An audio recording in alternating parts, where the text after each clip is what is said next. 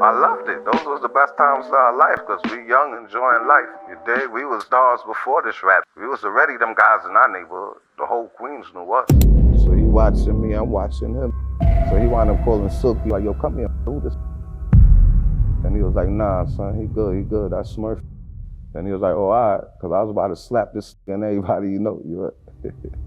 And the funny shit is, I had a 2.5 on me the whole time, so I could have violated, But I already knew he was the big stepper on the strip at the time, but that was our introduction, So from there, we was good.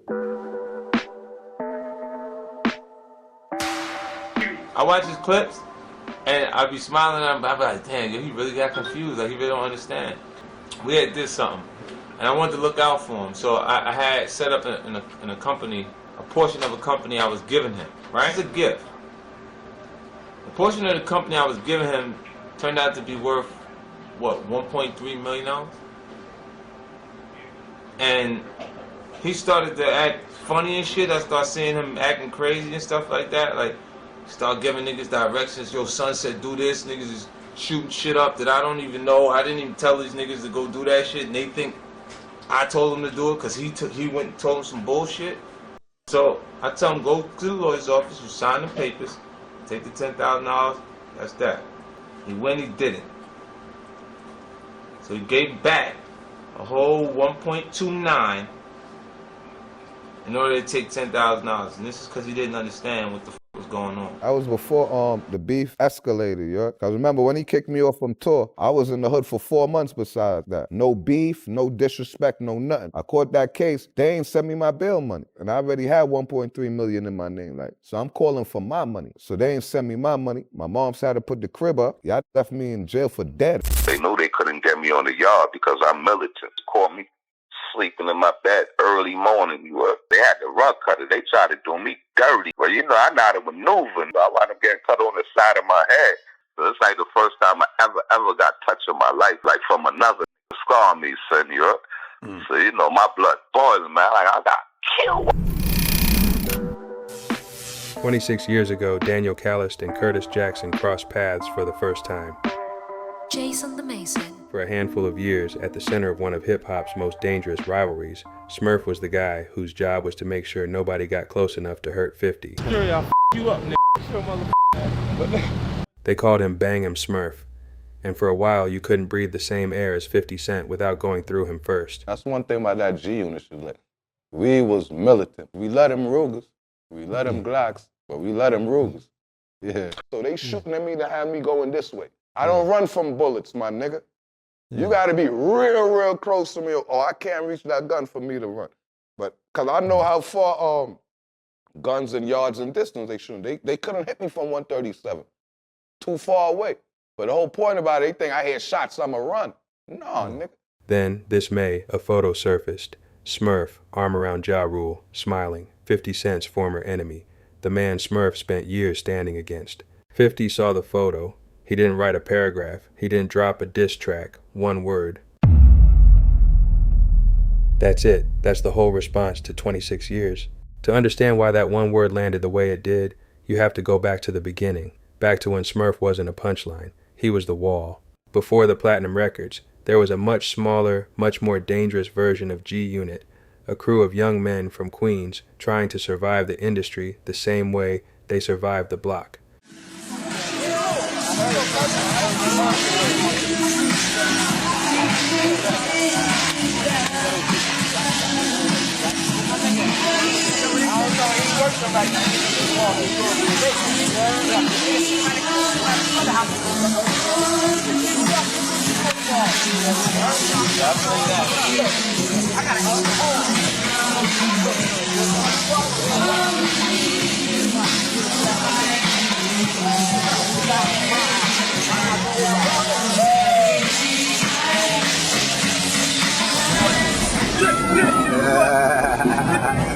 Man, rap for team, take it how we want, take it, make it, how we do it. Put it on everywhere we at, everywhere we go, niggas know what time it is. Tell them how we do it, baby. Yeah, we ain't have much. Like, I grew up with my grandparents. 'Cause my mom, she got killed when I was 8 years old. I had to live with them full time, and I went and stayed with them. And it was like, we was living on my grandfather's income. Well, he was real old-fashioned. He's representation of tradition for me. So he would just come and give my grandmother his check. And I never understood that growing up. I was like, you just gonna give her the whole check? He was like, yeah. And then later, like as an adult, he'll tell me, he said, you couldn't see it and you won't understand it because you was a baby. He said, but when I gave your mama the check, he said, when I gave your mama the check, it stopped her from looking at things I couldn't give her. Because she was aware of what was really there, it made my responsibilities her responsibilities. So she had to pay the bills. Remember that time, we talking about the 90s, early 90s, mid 90s, man, that's the money era, bro.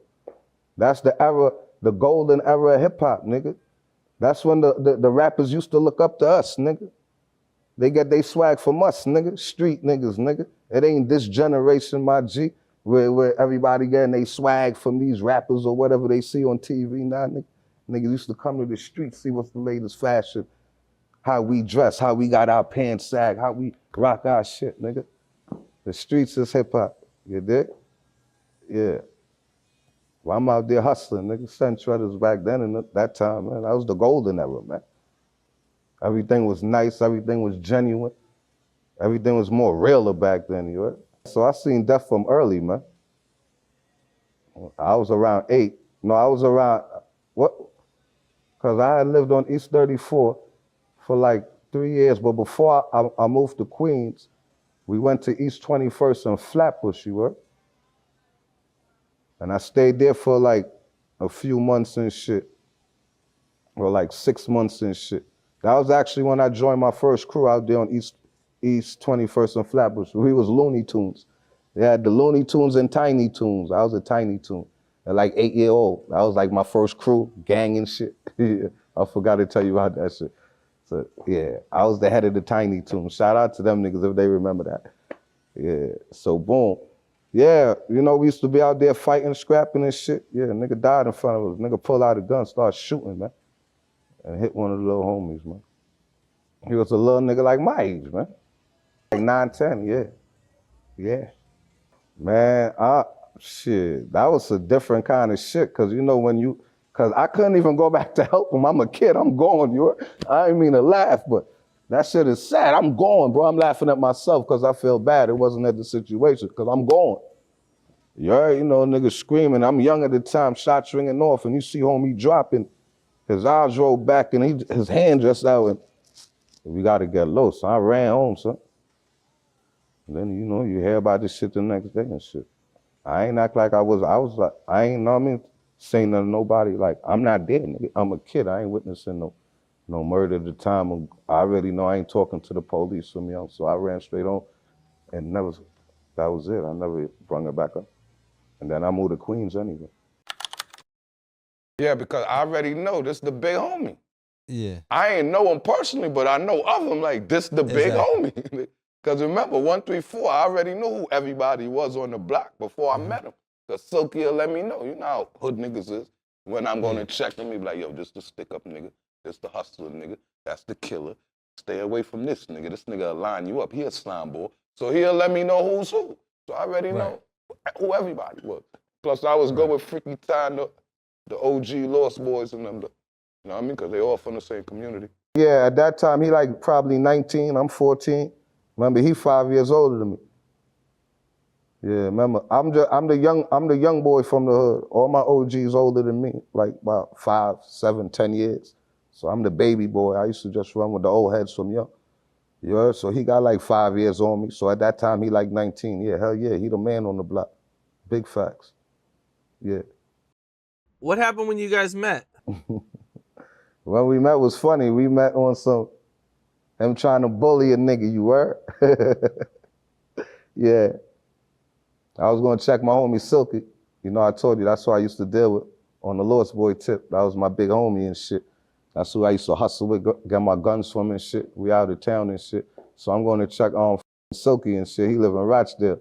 So I rode my bike, a street bike, not a street bike, a pedal bike and shit. I ride my pedal bike from Rosedale and shit to meet Silky and shit, you heard? So he on the block and shit, he ain't really know me. So I see this big nigga grilling me and shit, you heard? So he watching me, I'm watching him and shit. So then Silky comes across the street and shit. So he wound up calling Silky over like, yo, Silky, come here, my nigga. Remember, Silky and him good already. So he wound up calling Silky and shit like, yo, come here, my nigga, who this little nigga? And he was like, nah, son, he good, that's Smurf and shit. Then he was like, oh, all right, because I was about to slap this nigga and everybody you know, you right? So that was our encounter, yeah? And the funny shit is, I had a 2-5 on me the whole time, you right? So I could have violated, you right? But I already knew he was the big stepper on the strip at the time, you right? But that was our introduction, you right? So from there, we was good. I ain't show no fear, ain't nothing, you know what I mean? Yeah. After that situation, we was cool from there. We on the block together, we chilling, shit like that. Cause 134 is a whole strip. We a block. We rep that block. Once you rep that block, you dig? Remember, we don't deal with gangs in New York. So we deal with like blocks and areas. So 134, in LA, that'd be like a gang to y'all if we come up with a name and shit. Say 134. You heard? That's just a neighborhood with a bunch of us together. We riding for each other.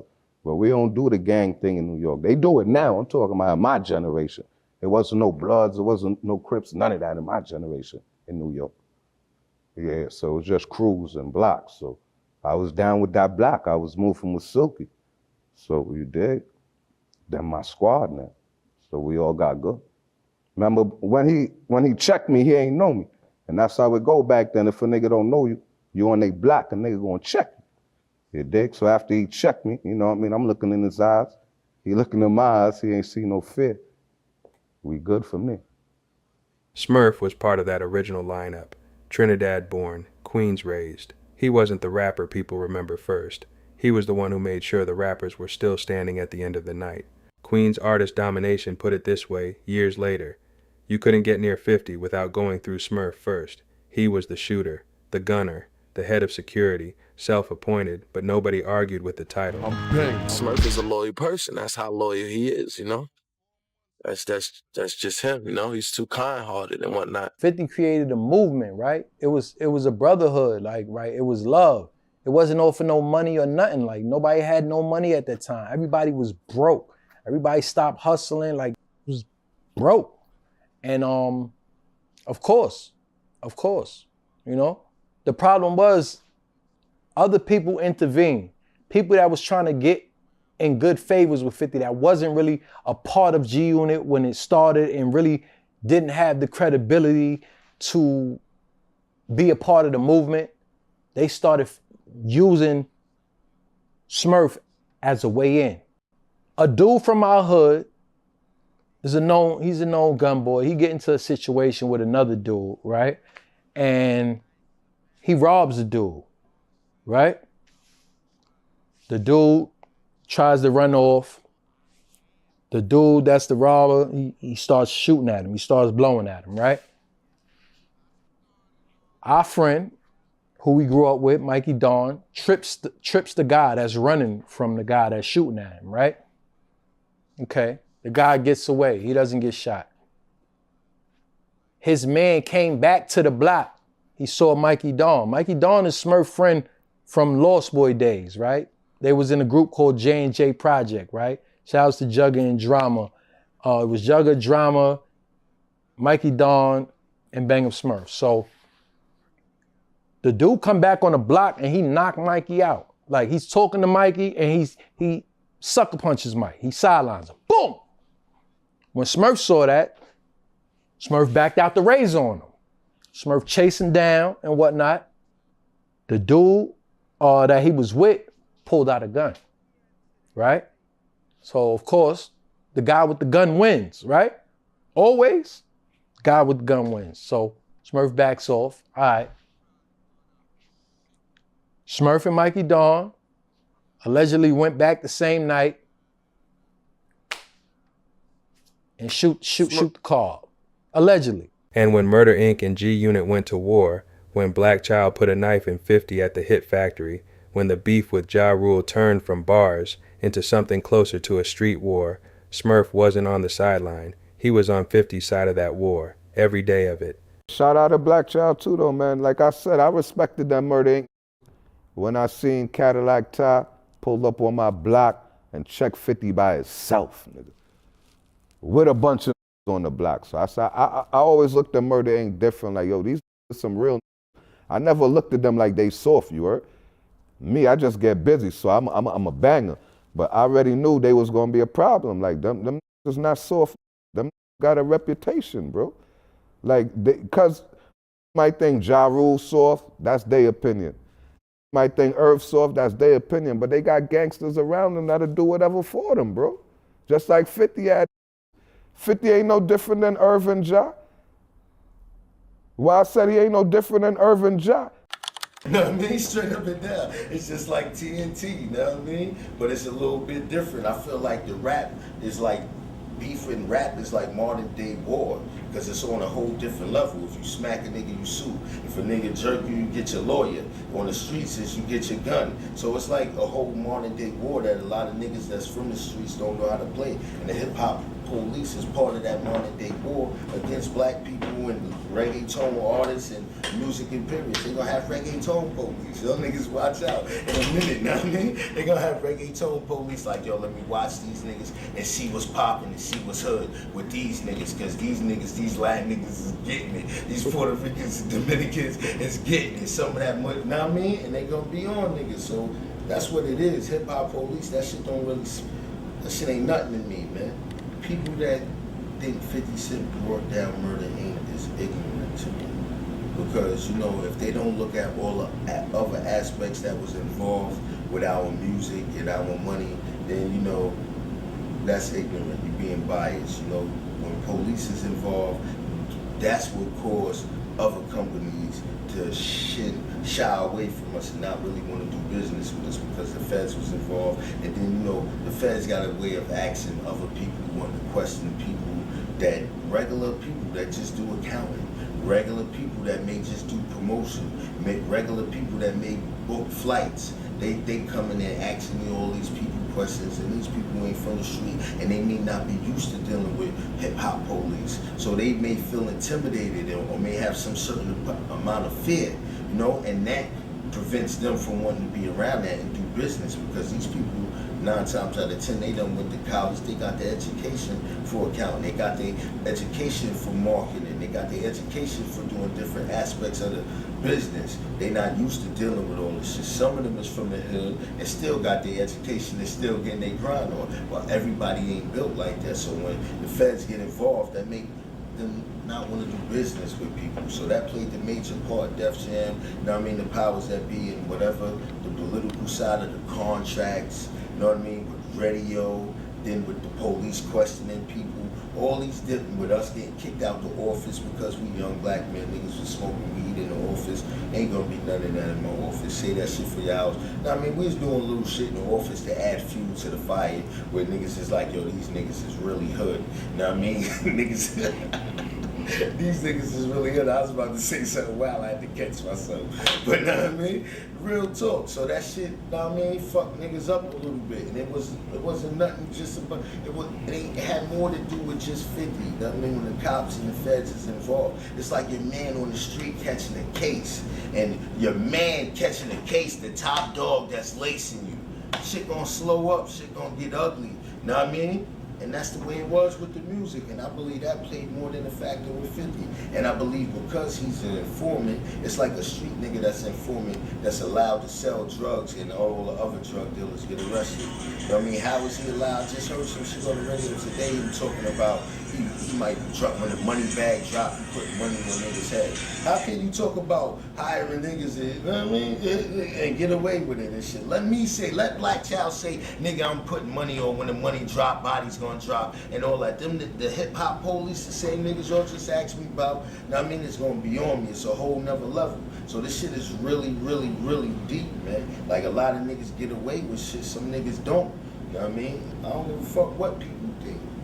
That's what it is. So fuck what y'all niggas think. If y'all niggas think 50 has something to do with our shit, you know what I mean? It may play the part, but I think y'all ignorant if y'all don't take in the whole fact of everything. It was a chick that was coming to see Ja and ran into somebody in a lobby, and they intercepted her and took her to their studio first, because I guess she knew them too. She knew someone that was in they entourage, some of the producers that was affiliated with 50 Cent. So in the mix of her coming to see us at the studio, I think she was coming to see one of the homies she was coming to see. I forgot who she was coming to see. She was coming to see one of the homies at the studio, and she ran in the lobby, and they was like, "Oh yeah, we got a studio in this building. What you coming to do?" She was like, "Oh yeah, I'm going." I don't know if she told him. She must have didn't say nothing because she probably knew the tension. So she didn't say, "Yo, I'm going to see Black Child and them in the other studio." So she went with them to their studio first. Right? So now she kicked it. I guess they was like, "Oh yeah, this our spot, whatever." Boom. She's like, "All right, I gotta go."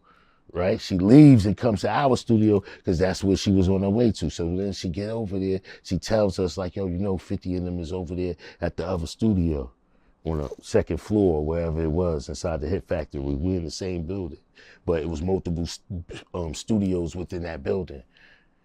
So boom, once she told us that, that's it. Oh, them is over there, it's on. Let's get it popping. Ja, that's how Ja's on it. Again, like, yo, see, this the misconception. They trying to paint a picture of my Ja like he's something, like he's soft or something. But Ja is the one who was like, that, it's time to pop off. Oh, the is over there, I'm over there. I'm going over there. You know what I mean? Because the last time he seen 50, 50 snuffed him. Nigga, it wasn't no fair fight like this one and beat him up. No, just talking through a mutual gangster, friend. So you thinking things is cool because you there through a friend. You know what I mean? So maybe his guards was there, like Chaz is here. He just want us to talk. He ain't thinking about. So now when we hear you over there, Ja like, yo, that we going over there. The rest is history. We went over there and we them up. You know what I mean? We them up physically, and you know what I mean? That was it. We put hands on them niggas. I heard they say that 50 yelled, "Get my gun." Yeah, once they said that, that's when it got crazy. You know what I mean? That's when it went to another level and start getting stabbed, because this is why I'm saying we gotta leave this shit alone, because somebody is gonna die. Somebody gonna die. Niggas keep playing games. It's the inevitable. Beef leads to death. Do y'all wanna die? I'm ready to die. One thing about me, I live my life, don't know, I don't give a nigga, I don't give a before I let it violate me and mine, I'm putting it all out on the line. So leave me alone, because I'm gonna go all out. You know what I mean? Straight up. And it don't need to be that way. You know what I mean? You need to chill, because it's gonna lead to somebody getting hurt. You know what I mean? So once it say get the gun, once again, I'm in defensive mode. I'm not letting nobody just pull out a gun on me and shoot me. You know what I mean? Or anybody that I'm with. If I'm on your team and we on the same team, we got to get home safe out here in these streets together.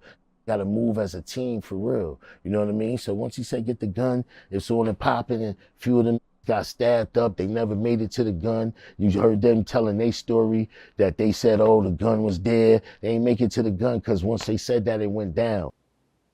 We rep that block. Once you rep that block, you dig? Remember, we don't deal with gangs in New York.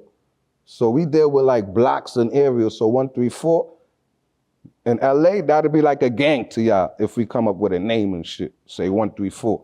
You heard? That's just a neighborhood with a bunch of us together. We riding for each other. But we don't do the gang thing in New York. They do it now. I'm talking about my generation. There wasn't no Bloods, there wasn't no Crips, none of that in my generation in New York. Yeah, so it was just crews and blocks. So I was down with that block. I was moving with Silky. So you dig? Then my squad now. So we all got good. Remember, when he checked me, he ain't know me. And that's how it go back then. If a nigga don't know you, you on they block, a nigga gonna check you. You dig? So after he checked me, you know what I mean? I'm looking in his eyes. He looking in my eyes. He ain't see no fear. We good for me. He probably liked that coming from like a young dude. You know what I'm saying? You said you were only 14 at the time. Yeah, and he always kept his eye on me. And he knew Silky is a little hustler. Keep them guns and shit too. And plus our big homies was the Lost Boys, Freaky Tana. So, you know, he knew I was a Lost Boy. He was like, all right, good. And he always kept an eye on me too. You know how it would go. What was that like out there, you know what I'm saying, hustling and doing your thing at that time? Shit, that shit was, I loved it. Those was the best times of our life because we young, enjoying life. You dig? We was stars before this rap shit. We was already them guys in our neighborhood. The whole Queens knew us. Yeah, I'm from a legendary block, 134. Everybody know that block in South Jamaica, Queens. Yeah. So it was just fun. It was cool, man. Like, we was them niggas, like I said, the rappers or rappers at that time. It was street niggas, hood niggas, you heard? Yeah. We block 134, got boo. Yeah. Loyalty like that isn't supposed to have an expiration date, but in 2004, it did. And the way it ended is where this story actually starts. At the end of the day, I told homie, man, it's an honor, man. Whatever you need done, I can get it done. Because at the end of the day, I'm in the streets slinging crack, busting my gun anyway. So if there's money involved and we can get rich, whatever you need me to do, I'm going to get it done. So long story short, that's when we started taking trips to the Poconos. So one day we at the round table. These is the original G-Unit members. A lot of niggas might not know. Rest in peace, Root Boy. That's one of the original street G-Unit members. Free my nigga El Dorado. He locked up for a body. That's another original G-Unit member. See, niggas ain't gonna notice. Banned from TV, getting this exclusive. Niggas think the G-Unit shit started off on some rap shit. But we ain't started for no rap shit. We started off on the streets, my nigga, on some gang shit. Cause we ain't know this G-Unit shit was gonna be that big, my nigga. Can't nobody tell none of us, y'all gonna be the next niggas to run the world. Know what I mean? We was just protecting the homie, my nigga, the nigga 50. But like I said, Root Boy's original G-Unit member. These is all the niggas at the round table when we came up with the name G-Unit. Root Boy, rest in peace. El Dorado, free him. Me and 50. You heard? It was us four at the round table. Like I said, you know, Yayo was a nigga in the town getting money. He sell crack and all that shit. But when it come to really putting that work in, that's not Yayo field, you heard? So me and 50, all four of us, you know what I mean? We sitting down at the table, so we trying to find a name. I forgot what the first name was gonna be. We had another name besides G-Unit that 50 came up with. I forgot the name, my nigga, damn. But it was G-Unit wouldn't have been G-Unit if I said, nah, man, fuck that gorilla dude. You know what I mean? Because the gorillas, that's some militant niggas out there in Korea and shit. If niggas know their history about this militant shit. That's where we got the gorilla shit from. Because the G-Unit is really gorilla unit. But we couldn't really use the gorillas because a rock and roll band go by the name of Gorillas. So we just shortened it up to G-Unit, my nigga. My nigga, and that's how G-Unit really came about. We started on some street shit, my nigga. Like, we was putting in heavy work in the town, like, getting that nigga well respected. Like, yo, we here now, my nigga. Ain't nobody disrespecting 50. I don't give a fuck what your name is. I don't give a fuck how old you is. I don't give a fuck what you did in the past, my nigga. Like, yeah, me, Root Boy, Ellen, and my few other niggas, we stood up for this G-Unit shit. Like, if it wasn't for us, that music career, none of that wouldn't even probably happen.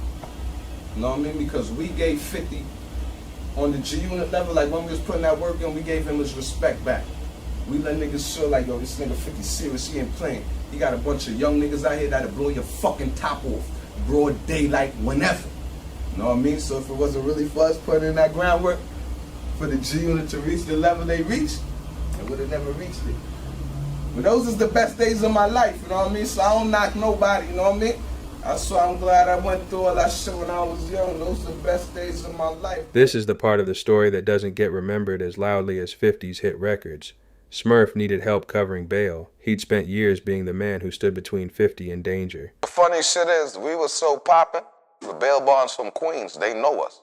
You ain't even need to send money. All he needed was the fax and signature, nigga. Remember, bail bonds, they going for collateral. They know we got it, nigga. Who you with, 50? Just give me your signature. We don't even need money. Yeah. Come on, man. Niggas leaving me in there to rot. Fuck out of here. I never respect that. Even though I'm humble now, I love them still, but back then I couldn't respect it. The stories you've heard about Smurf and 50 end at the sentencing and pick back up after his release. But what Smurf reveals happened during his time inside. In an interview with St. Laz that most people covering this story missed, changes how you view everything that came after. Long story short, I'm getting the bag now, so I'm rocking. You know what I mean? Getting all my fucking clothes and everything coming in now. Remember I told you I just got there. So boom, I'm rocking now. I'm up now, you heard? So you know when you get there and you up, you're gonna have a lot of followers and shit. You know what I mean? So now my weight up. Now all the Queens niggas, anything they need, they coming to me.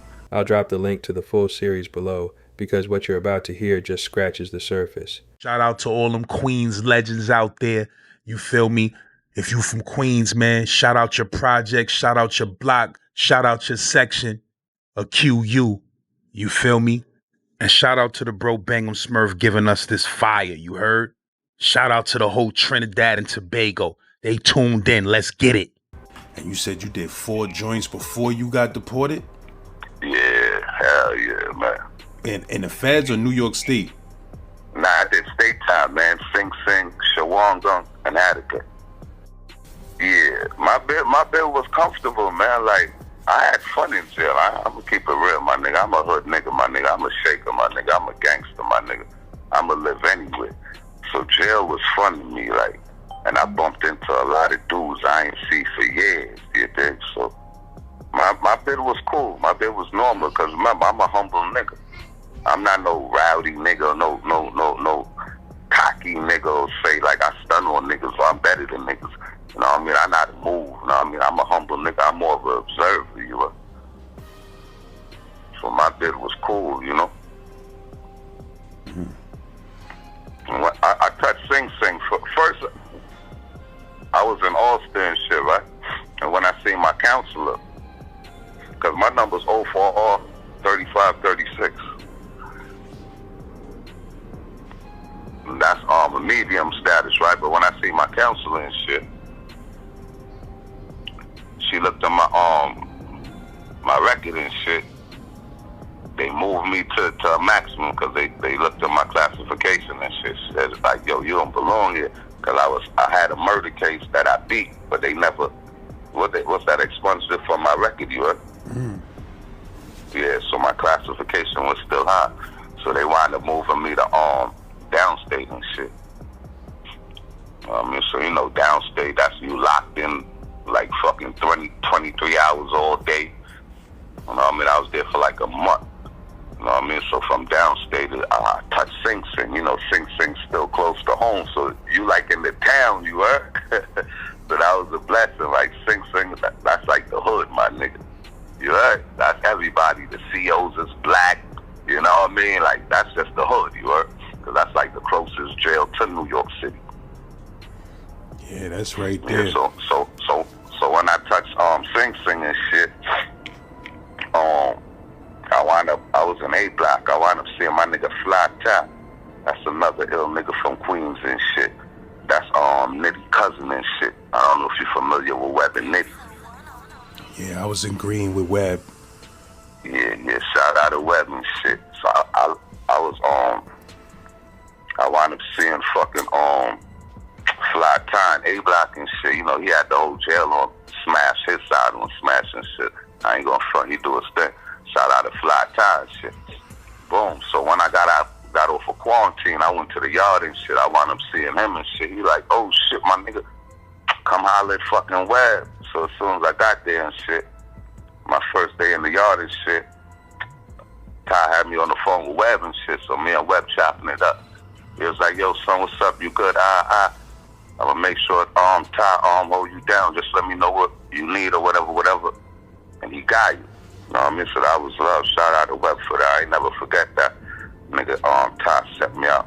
You know what I mean? Weed, cigarettes, and shit. You know what I mean? So I was fucking with Ty. I wound up seeing my nigga Spoonie from 131st and Rockaway. You know, you seeing all the fucking Queens ill niggas, you just run into the legends and shit. This is my first time being up north. Only reason I'm in the max because the grimy ass fucking system wanted my bit to be uncomfortable too, because they couldn't get me for nothing else. So they got me for that 3.5. They ain't like that. They like, that's nothing. Yeah, they gotta stop. Kind of shits we done beat already. They gotta stop doing shit like that though, man. Putting niggas in the maxes when they only got 3-4 years. They gotta stop doing shit like that. Yeah, remember I was a high profile, like literally, nigga. We was warring some serious niggas. You hear the kind of niggas who cut me in jail, like federal time niggas. So I've been a young nigga like outside getting money, selling heroin. I've been doing that shit my whole life from a little kid. You know what I mean? Beating bodies, going to jail like them niggas. You know, cases I beat at the time, laughing at them, man. So them niggas already had animosity from the system. And then we took our community to a whole nother level, Queens to a whole nother level, and we did it violently. It ain't like that shit. We turned out successful behind that shit. So niggas was happy to get rid of my ass too, man. Yeah, so from there, I just got good with all the OGs, man. I won basketball. We won the basketball championship in there. Cause there, you know, that's more laid back kind of spot and shit, yo. That's niggas who done did all that war shit, done did everything, killed niggas, did whatever. So when they come out, they'll send them there so they can just rock back and relax. But it's still serious because that's the same jail Larry Davis died in. Yeah, that's a serious jail. A lot of serious guys. I had the time to meet Larry Davis, you know. He was in Shawangunk too. Shout out to Larry Davis, rest in peace to him. Larry Davis had it hard in jail though, because you know them COs and the system really ain't like him. His whole bid he had it rough. I mean, shout out to Larry Davis though. Larry Davis was a good motherfucker, man. Cool nigga, man. I seen this nigga. Dave Dash used to come see this nigga on the visit in Shawangunk and shit. I think that was the time Dame Dash was trying to do the movie on the nigga and shit. I don't know how that shit played out. But I seen Larry Davis feed his hotel and shit, like buy niggas keyboards and shit. Whatever shit niggas need and shit. Yeah. We had the flag football team in there. Me and him was on the same team. Me and him, OG Nuke, my same bro Halim. We wound up doing our own football team, like flag football and shit. Larry Davis was on our team and shit.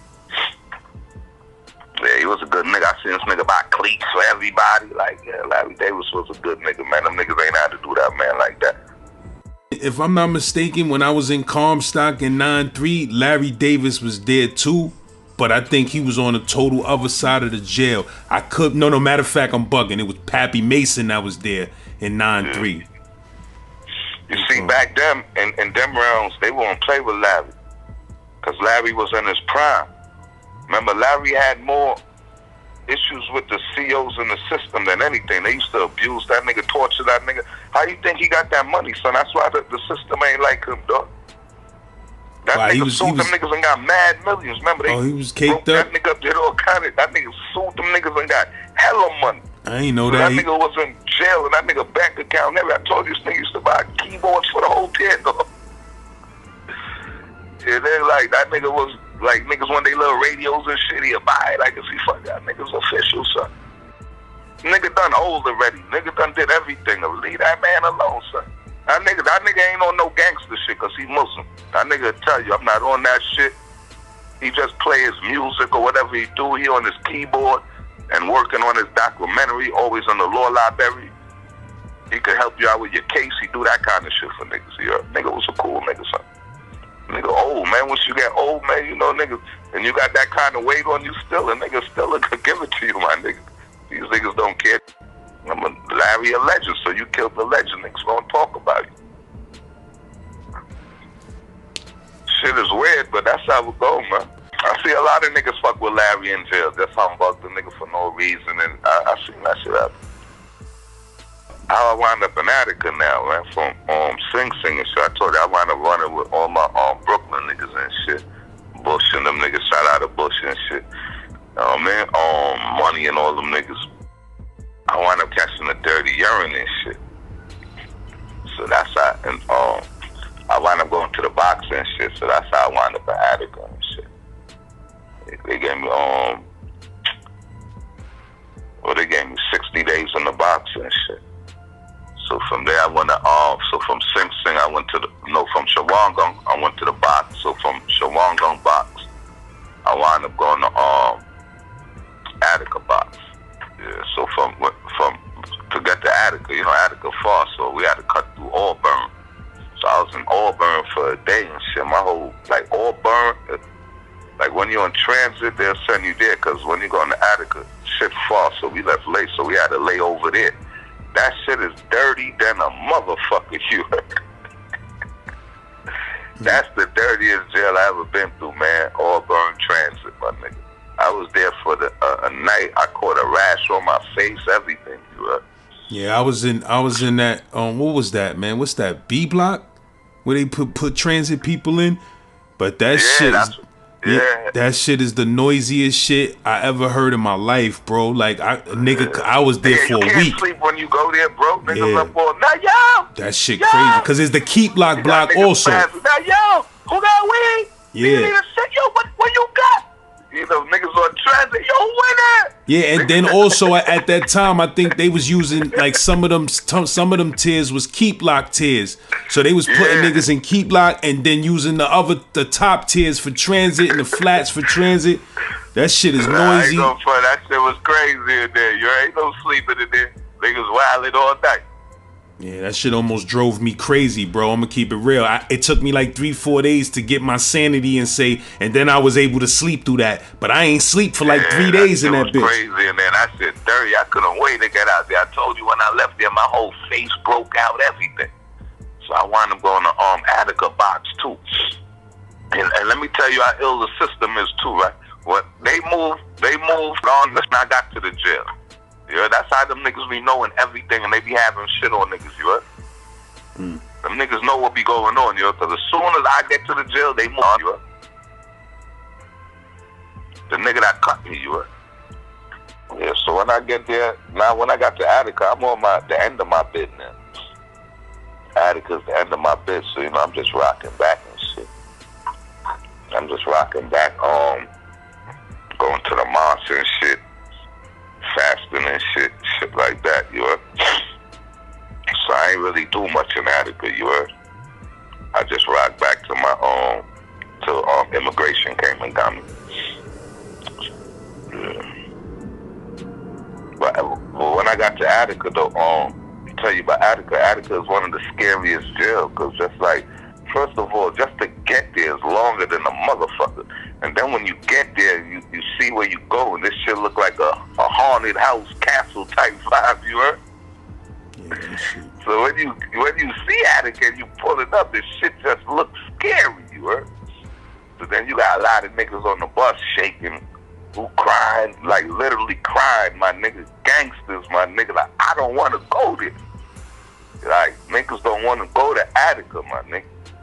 And it ain't because of the fucking, you know, that shit is valid, but it's more or less because of the COs, my nigga. Them niggas will kill you in there, bro. Like, literally, bro. Like, as soon as you get in there, they'll let you know, I don't give a fuck about none of y'all. I don't give a fuck what y'all do to each other. Just don't touch one of mine. You heard? They let me know from the gate. Attica's one of them jails. Yeah, you can't play when you go there. You can't talk in the hallways. Your head gotta stay straight. Them COs will slap your shit off you. Like, literally, no exaggeration. Like, so when I got there now, like, that was more like discipline for me now, because it's a stricter jail. You know, sing, that shit is the hood. That shit is the hood. You could shake out, do whatever. You know what I mean? Shawan gun, that shit laid back, but you got more of a free up, because that's more for like the serious criminals. So niggas is, you know what I mean? And them COs ain't really on you. You can really, you know what I mean? Just rock back, enjoy yourself. Do your thing on the low. You know what I mean? But Attica's a disciplined jail for niggas who think they gangster and they don't listen to niggas, you heard? Yeah, I don't care how tough you is, nigga. You heard? Yeah, that shit. I don't care. I'm telling you, I don't care how tough you is. I don't care who you don't respect. You're going to respect them white boys, though. Believe that, nigga. Them niggas walk around with baby lynch on their hands. You heard? On the nooses, lynch, though. Literally, that's their tattoos. The whole squad of niggas, bro. Yeah, so when you go there, it's serious, man. So when I go there, when I went there, I was on the countdown, so I really stayed in my cell. I go to the yard and shit to use the phone. Other than that, I'm not fucking with them white boys, bro. Them niggas will kill you and leave you there. I seen a lot of niggas get fucked up, man. A lot of niggas, man. I seen a lot of whack. I was in Attica for like 4 months, 3 months, and seen the wildest shit. Then on my bed, you heard? Yeah, who getting stabbed in their neck right there, normal. Niggas just leaving them there like, them white boys don't care about you up there, you heard? I seen a lot of crazy shit. Niggas breaking niggas up. You hear niggas balling every 2 seconds, nigga. That bell don't stop, my nigga. I ain't gonna lie, son. But you got some tough niggas who do try to pop on the police, but when you pop on the police, man, it makes no sense to pop on the police in this generation. Let us go your way, bro. You know what I mean? Yeah, man. I mean, them niggas is gonna be cracking your cell at 3. Them niggas gonna be cracking your cell at 3 in the morning while you sleep. Them niggas is fucking you up on the spot, my nigga. This niggas put niggas in hospital. Probably used to be like that, but this time, bro, I seen a nigga get broke up. I felt bad for the nigga. Nigga balling. Them niggas, when they don't stop, when they done beating you is when you ain't moving no more. That's when they gonna stop. So we going to the yard now. You know, we still cocky. We still showing out now. We already know what it is. We already know what's on. So I'm in the yard and shit. You can feel the tension. You can just see the old time of niggas looking at you. Them niggas used to be on me. Them niggas like, I don't know what it was, yo. So long story short. The Monday now, wife is supposed to come on the visit and shit to drop everything off for me and shit, so I'm waiting for the visit early in the morning and shit. Them fucking old niggas is ill. They knew they couldn't get me on the yard because I'm militant. I got my guns on me in the yard and I'm militant back against the wall. I'm ready. So they know they couldn't get me in the yard. So that them OG niggas, you know, the niggas is some slime ball niggas. You know how them old timers is? They think out the box. Them niggas caught me sleeping in my bed early morning, you heard? And them niggas was yard porters and shit, you heard? So, you know, they could move around and shit. Yeah, so them niggas wound up catching me that Monday morning. Early in the morning, shit ran up in my cell. And if you know Sing Sing and shit, once you hit one gate, all the gates open on the 10 shit, because that's like the oldest motherfucking, one of the first jails that was built and shit, you heard? So that shit real old school. So once you hit one latch, all the gates open and shit. So I think Yard Rec was about to come back. Morning Rec was coming back. Yeah. But that's my fault too, though. I shouldn't have been slipping like that anyway.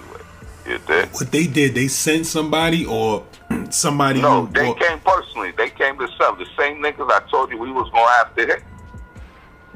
Wanted to move them before me. Because that night, I was going to hit them the Monday. I was just waiting for extra weapons for my niggas. I already had like 2 shanks. And my cousin Los had his shit and shit, so I was just getting more shit for my niggas. So we was just gonna go out there and just hit everybody, you know? So it was 2 of them? Plan. It was 2 of them that ran in your cell? Yeah. 2 of them niggas, you know what I'm saying? And what they did, try to stab you up or trying to cut you? They tried to cut me, but they had the rug cutter. They tried to do me dirty, my nigga. Well, you know, I know how to maneuver, nigga. So I had a real bang, but I wound up getting cut. I wound up getting cut on the side of my head. But they was trying to ruin my face, you heard? Nah, I ain't let them get that. You had a bang for that, you heard? I got cut on the side of my head, though. So what you had? How you managed not to get cut all in your face, though? Man, bro, I don't know, son. You know when your adrenaline rushes, man, you turn into a superhero, bro. I was supposed to be dead, my nigga. Like, literally, you know what I'm saying? These ain't no little niggas. These is veterans, you heard? Yeah, these niggas is doing football numbers, so you know they don't care. You know what I mean? So, yeah, man, I got about the situation, bro. Like, I had a fight. I got about the situation, bro. They tried to cut my neck, my face, but I got about the situation. And I wound up getting cut on the side of my head. So once they seen that blood, and we was brawling for a minute. You know what I mean? I was banging, my nigga. It was either that or death, my nigga. So boom. I just know I couldn't just, you know what I mean? I couldn't let them just, all I'm just saying is, my nigga, I don't know what the fuck I was thinking, my nigga. I don't know. What the rest of what was the temperature of the rest of the tier? Like, niggas had already bounced, or niggas was acting like they ain't know what was going on? Nigga, this shit is, the Yard Rec is now coming back, my nigga. Let me tell you how this shit went down, my nigga. If this is how this shit went down, shout out to my nigga Calendar, right, is a CEO, right? He usually work You usually work my tail all the time. He ain't worked that morning, right? And this was Wet Peoples. This was the CO that always used to come check on me. But I told you, the polite nigga and them Tanar niggas, they OG Queens niggas. So, like, them niggas in the jail fuck with them niggas. Them other Queens niggas, like the Fly Tide, the same nigga that I told you when I got there I used to fuck with. And they that helped me down, gave me the weed and shit, make sure I was straight with the cigarettes. Yeah, I be talking to women shit, nitty little cousin and shit. Well, all of them fuck with each other, yeah. They weren't saying them old timey niggas and shit. You know what I mean? So that's how this shit went down, right? It's a nigga named B, right? There's a nigga named B from America. He just came home too. He had an asshole full of time. He from American shit. Queens and shit. He walks by first, right? He takes the CO, right? Around the corner is a rookie CO too, you right? He takes him around the corner on another tier. You know what I mean? I already put everything together. That's common sense. That's how them niggas got to run up in my shit, you right? The CO wasn't it. And B was a porter too, so he wound up moving the nigga, you heard? The CO to the other side, like, yo, I don't know what he told the nigga, whatever. But he got him to the other side. You heard? Yeah. So them guys wound up running in my shit, did what they did, whatever. They cut me on the side of the head. I guess they was happy with that. They ran out. Boom. I ain't blow this shit up. You know what I mean? It was two of my people's key block next to me. Two of my neighbors key block, you right?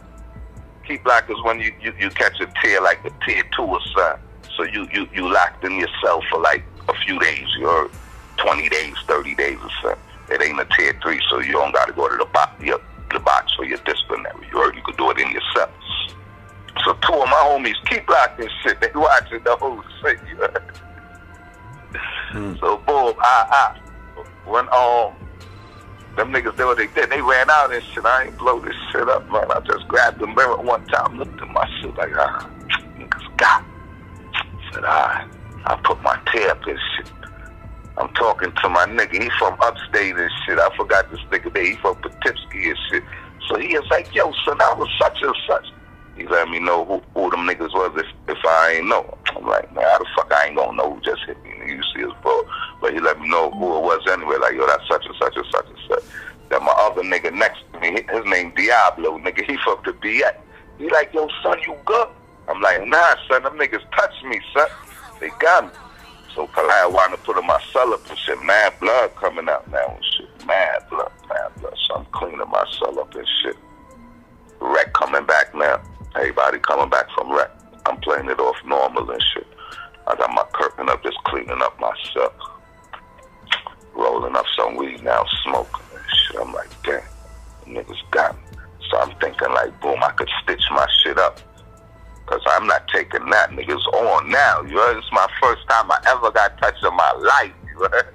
Cause remember, I never got shot. I never got none of that shit. So it's like the first time I ever got touched in my life and shit. Like from another nigga scarring me, son. You heard?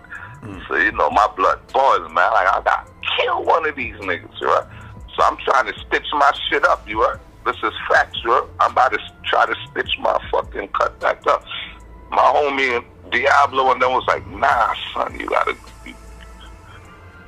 go report that, son, because even if you do stitch that up, nigga, you ain't making it past the yard, nigga. You ain't making it past the dead, nigga. You know what I mean? Because my fucking face swollen too, so I ain't gonna front. Niggas punch me up and shit too. Big nigga too. They bring one big nigga with them. Nigga understanding and shit. Nigga named Un. Big nigga. You know what I mean? So he punched me up. My face swollen and shit anyway. So they're like, nah, bro, you can't get, you might as well, nah, bro. So I was like, whatever, nigga. So I just ride back, smoke my weed. Fucking, just chill, nigga. Tonky coming by. I'm like, yo, I'm shitting or whatever, because I'm still heated, nigga. First time I got touched, nigga, I ain't really, know me. I wasn't feeling that shit, nigga. Yeah, I see some foul shit in that. I couldn't wait to get up out that motherfucker. Yeah, so when immigration came and got me, I was happy than a motherfucker. Ooh, get me away from these wild ass niggas, you know? Yeah, because and them gangsters in there, when they coming, because they know the police don't come. So if I hit you, they don't give a fuck. They happy you dead, nigga. You heard?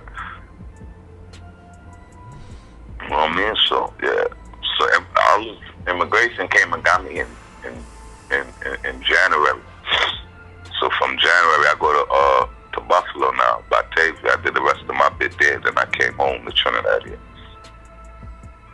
So I maxed out the 3.5 up north, then I did the other shit in immigration. And came to Trinidad. That shit is a different world to be in. Different world, okay? When he got out, he wasn't a G Unit member anymore. He was deported back to Trinidad, the country he'd left as a teenager to chase this exact life. Somebody baby, nigga, I'm a stepper for real, my nigga. You feel me? So I wasn't mad at that. Like, at the end of the day, the only thing I was mad at them when I came out of jail, because before I came out of jail, I send them a sincere letter. Like, I send them a letter, you know what I mean? Opening up, tell them, apologize, let them know I'm not on that vibe no more. You did. I was about to come home, send them a letter. And that's the time Buck and them niggas was beefing. Buck beefing with 50 at the time. They had their fallout. So me and Buck was in communication when I came home. You know, I was reaching out. And he was the one that told me, like, nigga, you know, we celebrated when you got deported, nigga. I said, what? Y'all niggas threw a party? So that's what hurt my heart. Like, my nigga, how the fuck y'all niggas celebrating because I got deported? Like, that's a diss, nigga. You know what I mean? So that's when I came back to Trinidad, man. Like, fuck them niggas, man. Right. So why did you get deported? What led to that? Yeah, me not being a citizen. Yeah, I was a permanent resident, but not a citizen. But you had a bunch of cases that led to this, right? Yeah. No, this case led to that because they considered that an aggravated felon. Every other case I had before that, I beat. No, when they raided my crib for the 2 gun, I did 30 days. But that was a misdemeanor because the gun was in the house. An aggravated felon, this case, our last case, yeah. Anything considered an aggravated felon and you're a permanent resident, they're going to revoke that.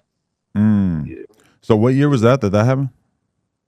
That was 2008. I got deported. I came back to Trinidad. Ah, so what's life like out there, and does it sting to not be able to return? Yeah, it definitely sucks not be able to come back home, but at the end of the day, you know, I make it work. I do what it do. It's definitely this shit like a baby Mexico. I give Trinidad that. This shit violent down here. Like, you know, we right next door to Colombia and Venezuela. So, you know, it's brutal. Ain't nothing but drugs and cocaine's flowing down here. You know what I mean? I've been down here 15 years, man. So, and I do a lot for my country, too. You know, I do a lot of social development for the kids. Back to school drives every year, you know what I mean? Free food, school supplies, all that. So, you know, I came down here and really changed my life around. A big 360. That's dope. Like, how much weight does your name hold on account of, like, just the stuff you've been associated with in the past? I'm assuming that it's like a topic of interest around town. Yeah, of course, man. They love me. The government, the police, everybody. And then the things I do down here. And then you got all the entertainers come fuck with me when they hear French Montana, shout out to French. Ross, Fredro Star, shout out to Fredro, that's my dog. Busta Rhymes, Split Star, like Trinidad James, shout out to him. The list goes on. So, you know, when they touch my city, they link up and fuck with me when they hit Trinidad. Have you ever, shout out to Raekwon. Have you ever attempted to come home? Yeah, you know, they shut me down a million times, man, because remember, them people still don't like me, man. But people still don't like me, man. You attempted in the sense that you like. I'm gonna definitely come back. I'm gonna come back. But you've attempted in what sense? Is there like a form that you got to try to fill out to try to come back? First, we got to write to all them. We got to write to all the Congress and all them, like, you dig? So my lawyer been doing all that, you dig? So, but right now they just changed the law where aggravated felons could get their working visas. So that's what I'm working on right now. Get my working visa and I could pull back up, go back and forth. That'll be fire. Yeah, for sure. So, I mean, what else do you have going on in your life? Like what keeps you motivated at this point in your life? Oh man, my son, I just had a little son.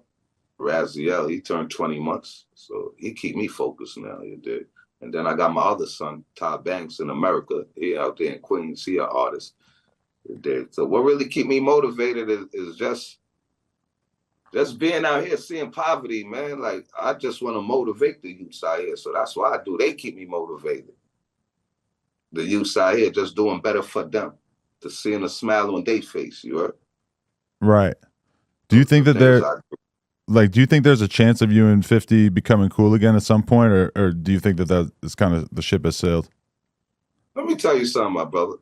Them guys love me. It's just I'm not there actually in the physical form now with the mentality I got to really sit down and chop it up with them. But I could see them anywhere in the world is gonna be love, my brother. That's family, bro. The type of things I did for him personally, he could never forget that. But me and him, we got like the same ego, same pride. So that's where we clash at. We got that same attitude, that same don't give a fuck attitude. We stubborn. But that's my brother, man. Them niggas love me, man, and I love them niggas, man. And I say that because every time they see my family in the States, it's love. You dig? It's love. Yeah, you'll see my kids or whatever. It's love. Like, it's love. Like I said, 50, my son, Godfather. You dig? It's just me and his situation. You dig? But like I said, I'm 42 now. With shout out to Fifth, man. It's all love. For sure. You got anything else? And I know you're going to see this because you top 5, one of the biggest podcasts. He gonna see it. Definitely, bro. So he definitely gonna see it. You know what I mean? Yeah, he definitely.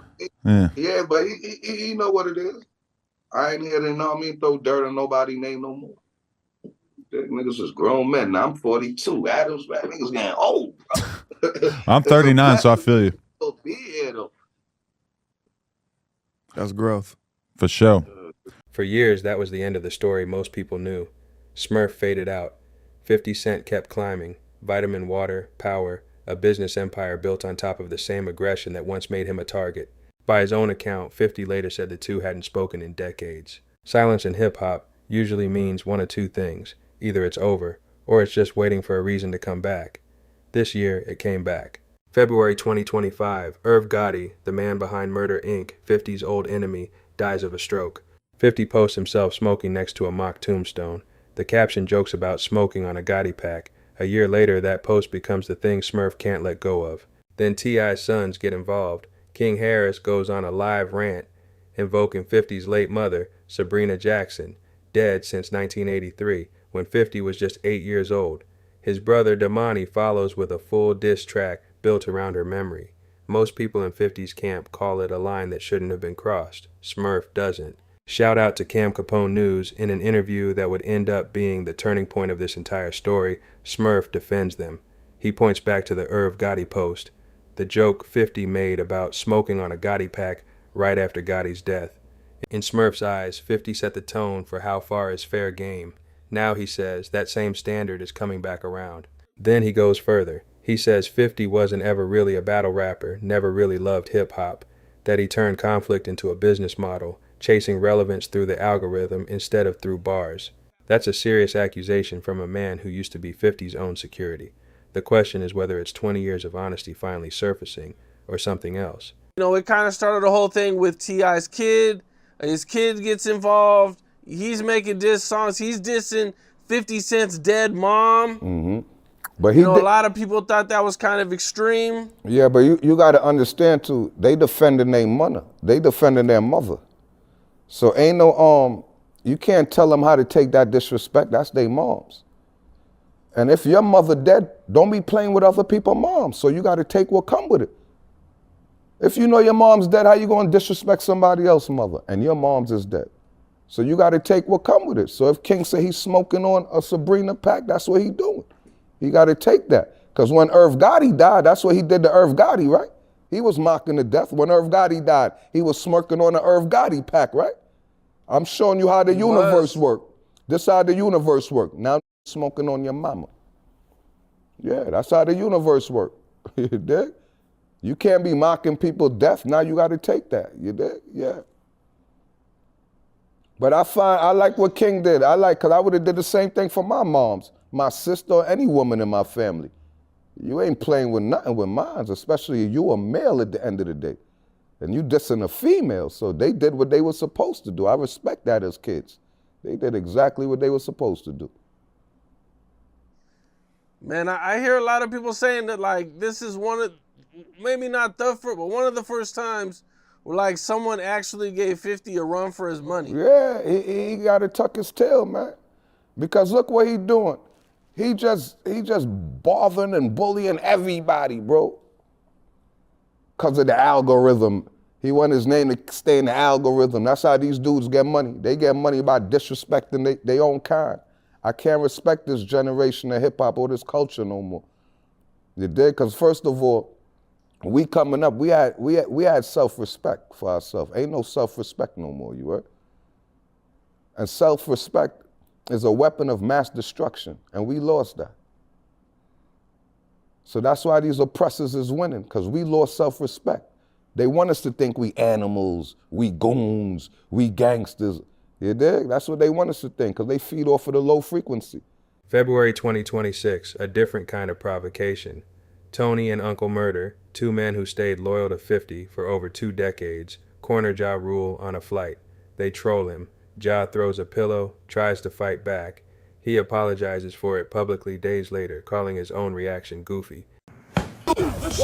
Suck ass Ja Rule on the plane. Trying to fuck suck ass up, you sucker. Look now on the plane. Niggas made Ja Rule. SMD. Ja Rule see. The pillow Ja Rule threw at me so fast. This way he was sitting before we got him out of here. Ja Rule see. The pillow Ja Rule threw at me so fast. This way he was sitting before we got him out of here. Come on, let's shake. Pillow like a. Let's shake. Let's shake. Let's shake. Let's shake. Come on, let's shake. Pillow like a. Let's shake. Let's shake. Let's shake. Come on, let's shake. Pillow like a. Let's shake. Let's shake. Weeks later, Smurf goes further than criticism. He apologizes. Looking straight into the camera, he says, "Pardon me, I was dealing with an official wankster, 50 Cent. Wannabe, gangster." The insult 50 Cent himself made famous on a Ja Rule diss track over 20 years earlier. Smurf turns it around and points it back at him. He says he regrets standing against Ja Rule and Murder Inc. He says loyalty to 50 is the only reason there was ever a war in the first place. And this is where another voice enters. Black Child, the man who allegedly stabbed 50 at the Hit Factory, had already told Cam Capone something that cuts the other way, that Smurf, whatever he says now, kept 50 alive during the war, protected him, made the threat real enough that people backed off. Smurf doesn't deny it. So, which is it? Was Smurf the loyal soldier who's finally telling the truth, or the man who helped build the war he's now apologizing for? He's about to answer that question in the most public way possible. Smurf was keeping 50 alive early in the war in the neighborhood when Smurf was talking about forming G Unit and them street. Smurf was right. He kept off 50 ass at the time. 50 did him dirty. You know what I mean? Another black man he did dirty. This man protected you. He still don't talk dirty. Sure. Smurf still don't talk about dirty about 50, hoping 50 throw him a bone.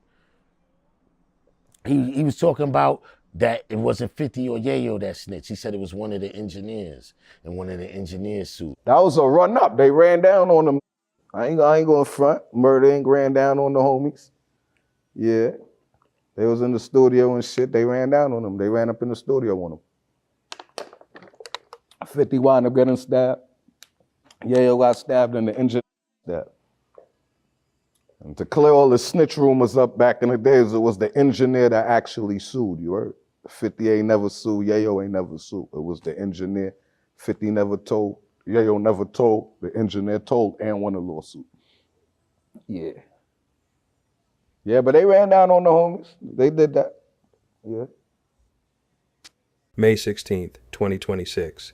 Trinidad, the brunch festival. Ja Rule and Ashanti take the stage. Smurf is in the crowd. This is his home country. He records himself dancing. After the show, he links up with Ja Rule. Not a staged reconciliation. A hallway meeting that turns into photos, drinks, conversation. In the clips that follow, Smurf speaks positively on Ja. He says that he's the real guy. The photos spread fast. Hip-hop pages, group chats, comment sections lighting up within hours. Some fans call it growth. Others call Smurf a clown, question why now, after 20 years, he suddenly found his conscience. Then 50 responds, not a statement or a video, simply one comment under one of the first posts. That's the same word this story opened with, 2 decades of history, reduced to 2 letters and a laugh. It's not the reaction of a man who's furious, it's the reaction of a man who's already decided the story isn't worth more than that. Whether that's confidence, or whether it's a man protecting himself from a wound that's still open, depends on who you ask. Smurf isn't hiding from any of it. He's built a life out of it, turning the story into a brand, doing business on his own terms, and working his way back to the United States on the strength of relationships he's kept and rebuilt along the way. Respect and continued success to Smurf. In situations like this, when someone laughs instead of answering, that's usually not the end of the story. That's just the part where they're deciding what to do next. Yeah, so when immigration came and got me, I was happy than a motherfucker. Woo, get me away from these wild ass niggas, you know? Yeah, because and them gangsters in there, when they coming because they know the police don't come. So if I hit you, they don't give a fuck. They happy you dead, nigga. You heard? You know what I mean? So yeah. So immigration came and got me in January. So from January, I go to Buffalo now, Batavia. I did the rest of my bit there. Then I came home to Trinidad here. So I maxed out the 3.5 up north, and I did the other shit in immigration. And came to Trinidad.